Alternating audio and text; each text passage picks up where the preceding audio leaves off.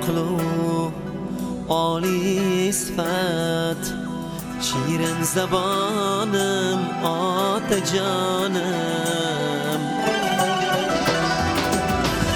Aqlu oliy sifat, shirin zabonim otajonim. İftiharım siz ishonchim, siz quvonchim otajonim, otajonim.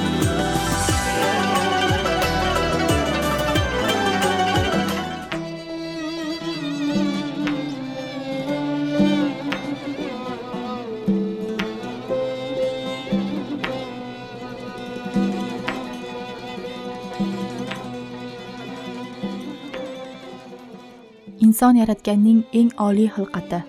Demakki uni qadrlash ham, xotirlash ham eng oliy insoniy fazilatdir.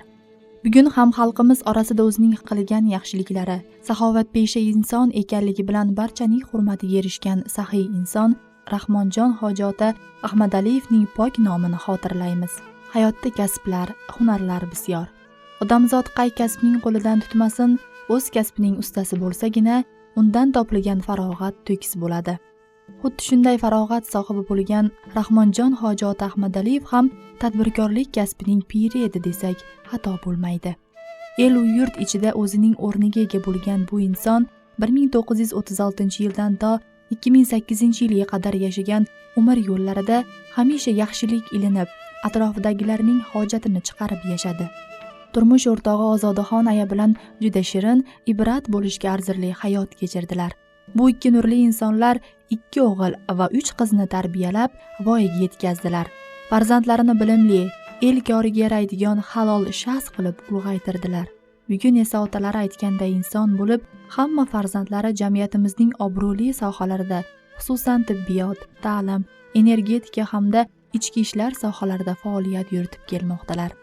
So'qmoqlardan yurib, ko'kragin kerib, bo'ronlarga bardosh beroldi otam. Shu hayotni deya doim charx urib, ertalarni o'ylab yashadi bardam.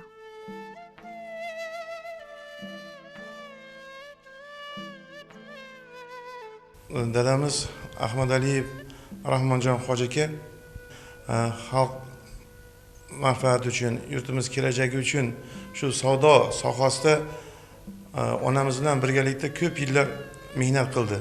Xalqimizga halol mehnat qilib, shu savdo sohasida yaxshi ishlarni amalga oshirdi. Hoji dadamizni va hoji onamizni bizga bergan tarbiyalari, ularning o'g'itlari insonlarga yaxshilik yordam qilish to'g'risida qayta o'tirib o'tganlar. Hozirgi kunda biz farzandlar hoji dadamizni, hoji onamizni bergan tarbiyalari va o'g'itlarini amalga oshira borib xizmat qilmoqdamiz. Mana men shu viloyatimiz energetika sohasida shug'ullanib kelmoqdaman.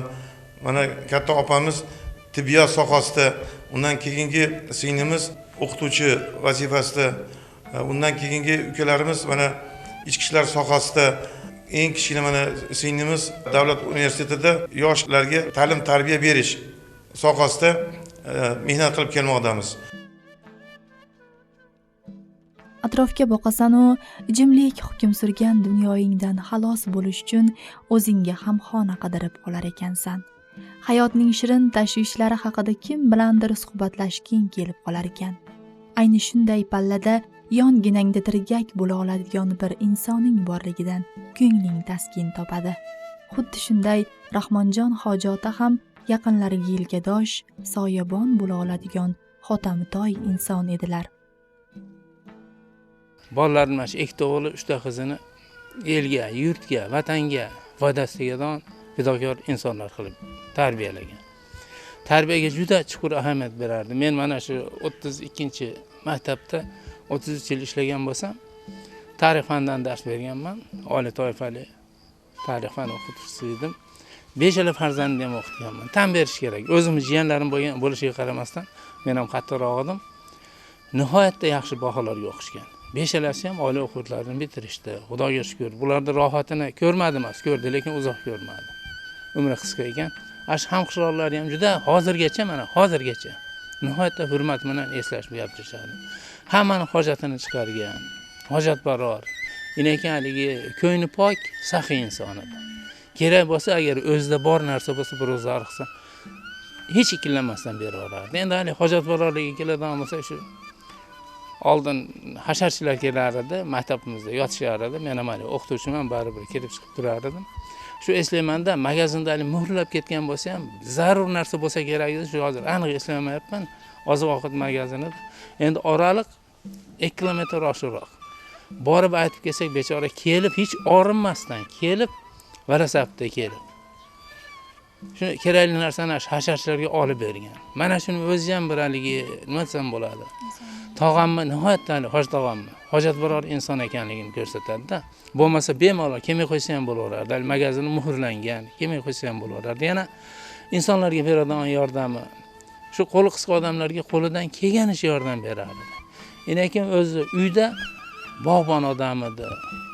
Butun o'ziga kerakli narsalarda, xo'jalikka kerakli narsalarni o'zi yetishtirardi.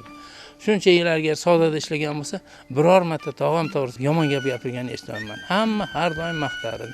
Iloji boricha ana shu do'konlarga aholiga zarur kerakli narsalarni yetkazib berib turardi.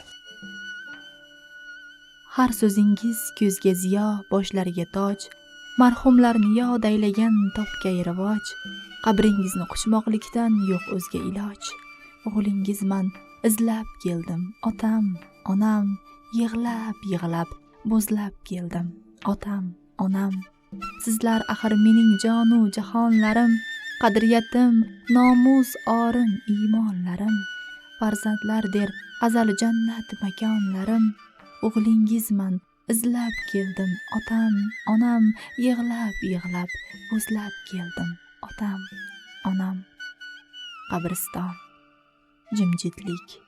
Bu g'amgin ostonaga qadam qo'yasan-u, sokin qabr toshlariga qarab, beixtiyor qalbingni o'zgacha g'ashlik qamrab oladi.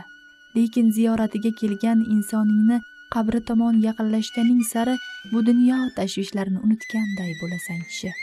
Jisman yoningda bo'la turib bera olmagan xotirjamlikni xayolot olamingda yashayotgan o'sha insoningdan, o'sha jimjitlikdan olasan.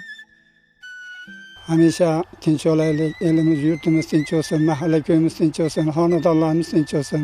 Rahmonjon hoji akamizni ozodaxona hojayalar yurtimizda, bo'limimizda, qishlog'imizda eng aziz insonlardan bo'lgan tabarik insonlar.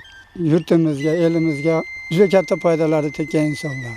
Bu insonlar elga, yurtga foydasi tekkan qatori mana farzandlarni o'stirib, ulg'aytirib, ularni o'ziga yarasha bir kasbkor egasi qilib, elni yurtni taniydigan qilib yaratib qo'ygan bu insonlar.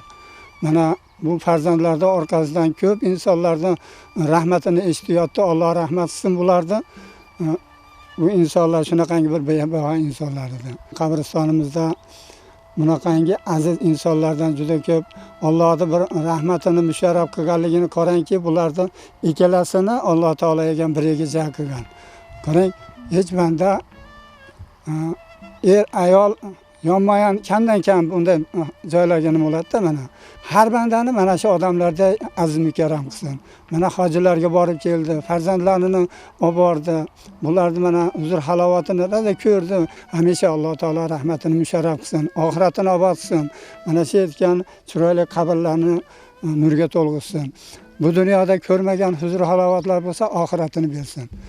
Juda yaxshi odam edi. Ayoli ham yaxshi edi. Ular bilan birga ishladik. Bolalar tarbiya qilishda ham yaxshi tarbiyalar qildi. Mana qishloqqa yaxshi foydalari tekkan. Xizmatlarni qilgan. Ozodaxonda, Rahmonjonda joylari jannatda bo'lsin. Farzandlariga umrlarini uzoq qilsin, rizqlarini ulug' qilsin. Martabalarini baland qilib, bola chaqalariga bosh bo'lib, to'y tomoshalar qilishlikni nasib etsin.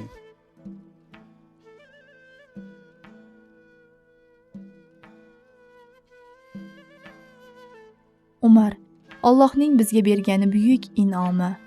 Bu umrni go'zal sahifalar bilan bezash ham insonning o'ziga bog'liq. Bugun yod etganimiz Rahmonjon hoji ota esa umrini jumlai jahonning anvoyi gullari beradigan tarovati va rohati bilan bezadilar. Ilohim joylari jannat bog'chalaridan bo'lsin. bo'ldi.